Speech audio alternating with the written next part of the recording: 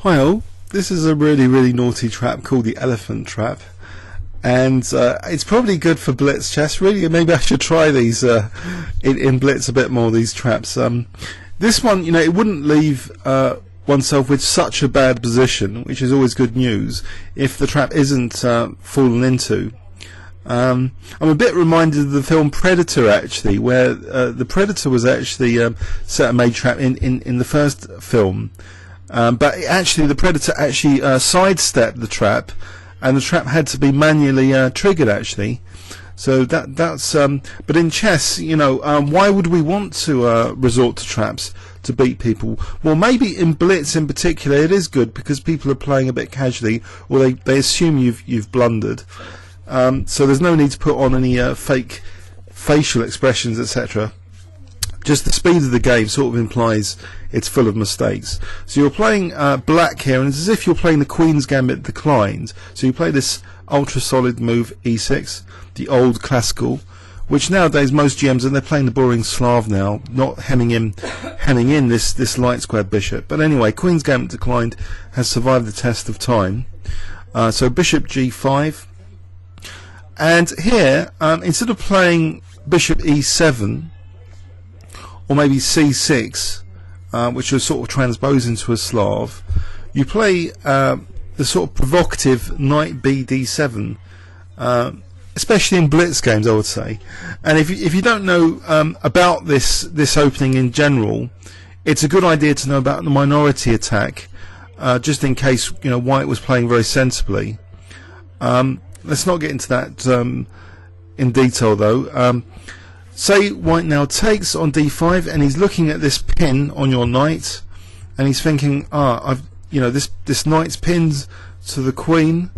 So he unsuspectingly plays knight. He or she unsuspectingly plays knight takes d5, and here you don't mind your queen being lost. You just play knight takes d5, and after bishop takes queen, you play the really nasty bishop b4 check, which actually wins your queen back with interest.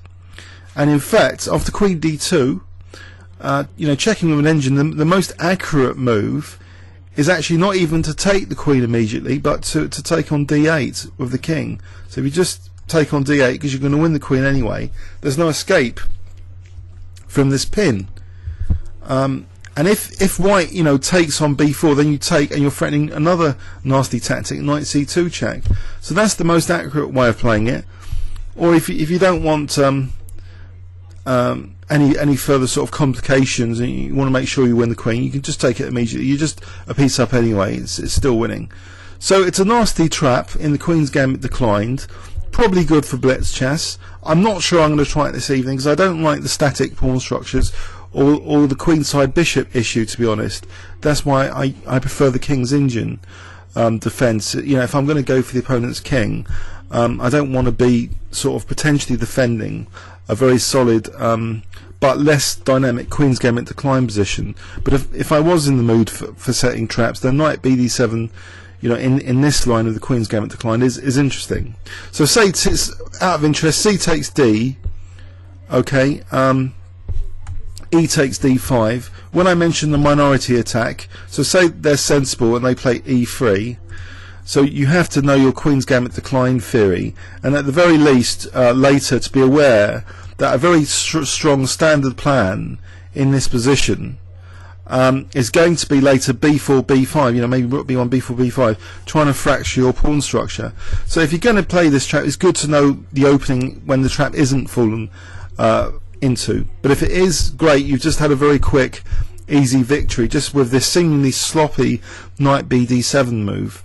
So they take on d5, and then they think your knight's pinned, so they play knight takes d5, and they're just losing an entire piece, because you win that piece, then you win the queen back, and then you win the bishop.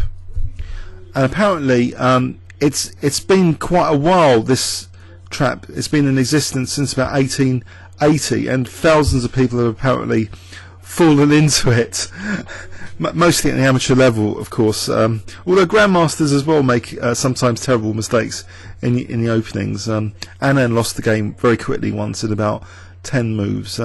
But usually, these traps, I think they're especially good for blitz.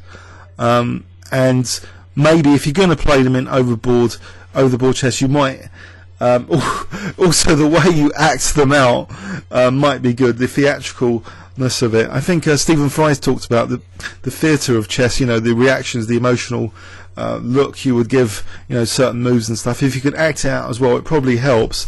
Oh, you've just played knight bd7, but this is very naughty, and this is not really how I'd recommend playing the game in this kind of trappy way. It's a bit sly to do this sort of thing. Just bear that in mind. The purists, if you're going to play, this gambit, at least know the Queen's Gambit declines some of the main plans. But bear in mind, the repercussions when people don't fall into traps, and the potential damage you're doing to your position as well. Comments or questions on YouTube? Thanks very much.